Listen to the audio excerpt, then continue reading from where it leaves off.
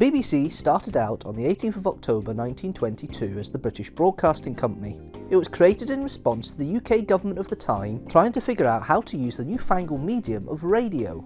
The BBC began broadcasting initially from London on the 14th of November 1922 and started to spread to other parts of the UK the following day.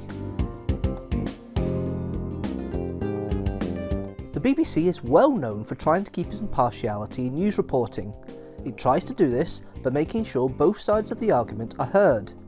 This hasn't always gone down well with the governments of the day, and notable instances included the 1926 general strike, where the BBC wanted to broadcast the Labour Party and union leaders' views, which the government was against, and the Falklands conflict of 1982, where the BBC tried getting points of view from the Argentinian perspective as well as the British one, which the then government of Margaret Thatcher didn't appreciate. The BBC has strived to have female representation across the organisation even from its early days. Granted, in the 1920s this was mostly limited to catering and secretarial roles, but on-air and in-production roles for women were around. The Second World War gave more opportunities for women in the BBC, through necessity, in training them to be engineers.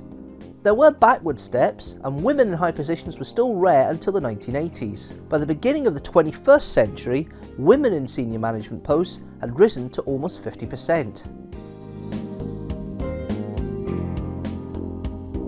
The BBC's radio output kept to one that was more moral in tone until 1967, with pop music banned. The improprieties of pirate radio made the BBC change its output, and it started playing pop music in 1967, when the government made it illegal for pirate radio stations to deal with British businesses. Radio 1, the new pop station by the BBC, benefited by inheriting some of pirate radio's biggest presenters, some who would stay on the station for over 20 years.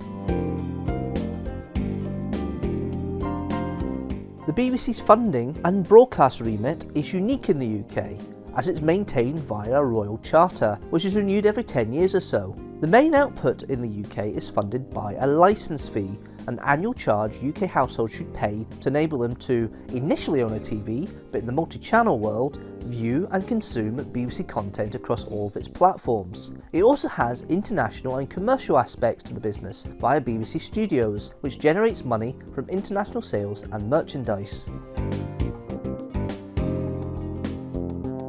The BBC has been at the forefront of technological change in the UK mediascape since its conception. It pioneered television broadcasting with the first regular television service in the world in 1936.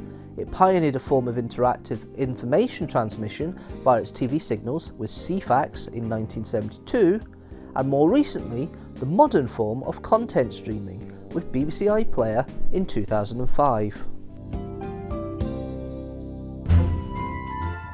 Thank you for watching another 6 Facts video. If you like it, don't forget to like this video and share it with the hashtag teamstructor. And don't forget to hit that subscribe button and the notifications bell so you know when a new video comes out.